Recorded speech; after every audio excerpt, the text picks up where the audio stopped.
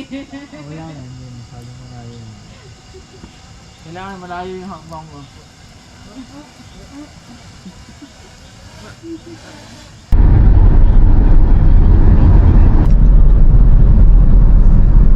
Early morning traffic.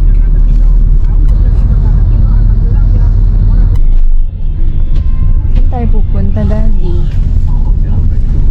Daddy? Ba't tayo nandito? Saan tayo pupunta? Sa burger back to.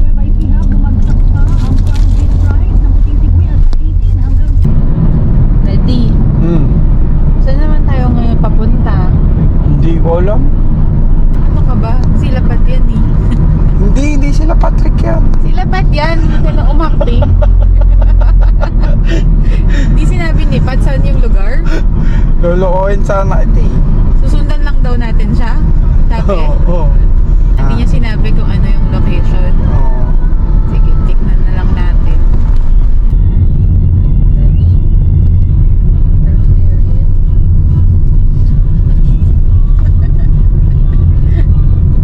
Sakit na ng likod ko.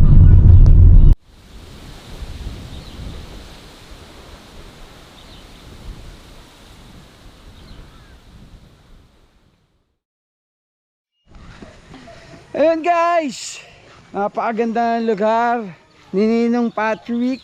Ninong, maraming salamat sa pag-imbita sa amin dito sa farmhouse mo. Sobrang lupit, napakaganda. B&B to guys.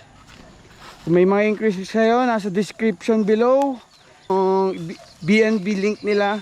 Doon nyo rin makikita yung price. Sobrang ganda, hindi kayo magsisisi. Maximum of ilan yun, Ninong Patrick? Maximum of 4 people doon sa isang cabin. May private pool ka, may access ka sa ilog and everything. Sobrang ganda guys. Tapos gated yung lugar, so safe kayo dito. Alright?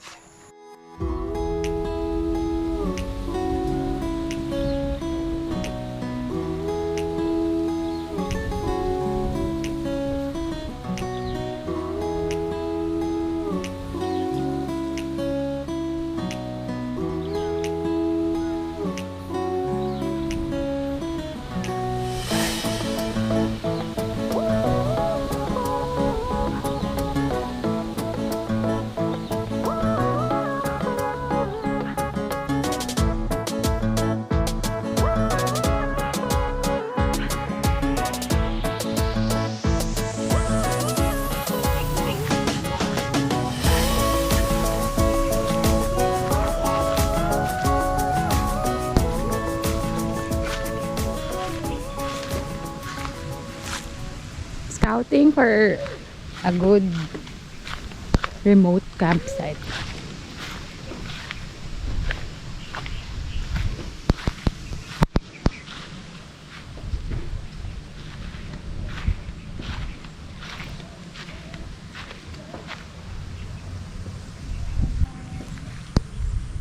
Laki ng base. Ganda mag-spot.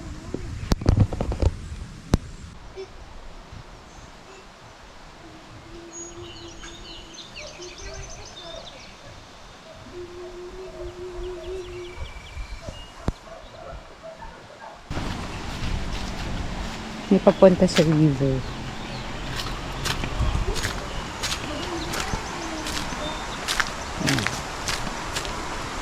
Yan yung river. So, yung friend namin, sila yung may-ari nito. I-develop nila to na campsite. So, chinek out namin para makita yung possibility and maganda talaga yung place. Yan, perfect spot for a campsite. Ito pwede mag-pitch yung mga single tents. So actually, kahit malalaking tents, pwede dito. This is a very nice spot. And then ito yung papunta sa river. Ito nga, pwede tong spot para sa maliit na tent. River rafting. Doon sa baba, ayun Or mga salbabida, no? Mga medyo maliliit na ano. Tapos mag-form na lang ng pool, no? Ayan, ang ganda ng spot na to ng river. It's a boat. Kailangan lang ng linis ng mga damo. Sit down. Here yung water. From Mount Banahaw. From Mount Banahaw daw yung water nito, kaya malamig.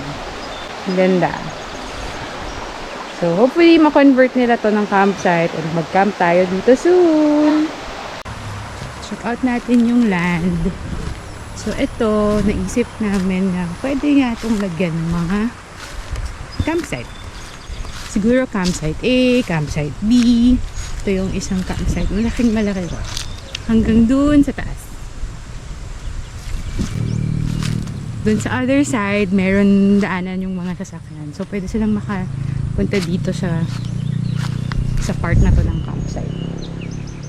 Hopefully, by this year, matuloy na tong kanilang campsite.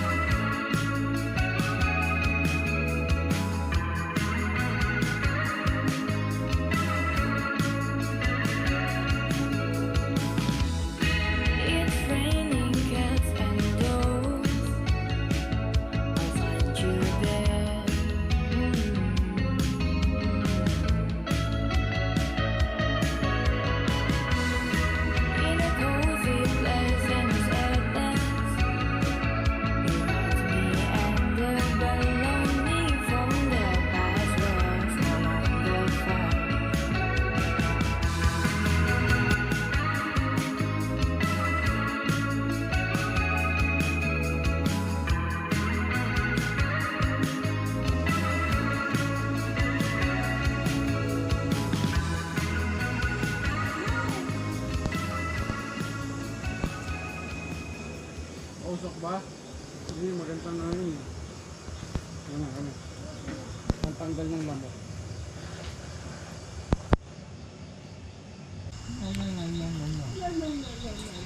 Ganyan. Kunwari, titingin. Wala na, hindi masyadong malayo. Kailangan malayo yung hakbang ko.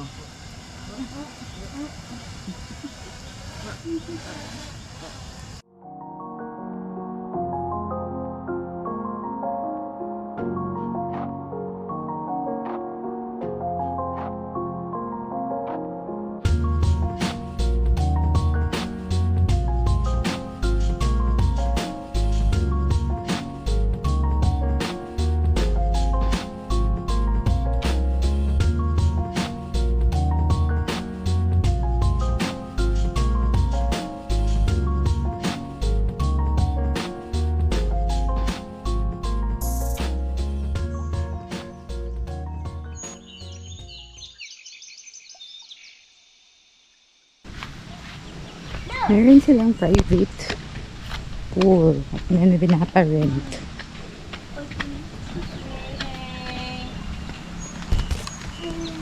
Wow. Very nice. Hello. I just looking at the pool. Yeah, the pool is so nice, right? Yeah. Because I can touch it, I can feel. Linang Jose Valentin Migrate. yung place. Dining, kitchen. My room. Ang bigat na nito, ate. Bigat na talaga yun. Yung baby.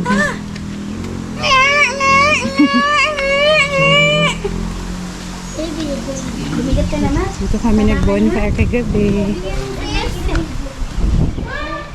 Kami nag-barbecue, samgyup. Then, may pagpunta sa river.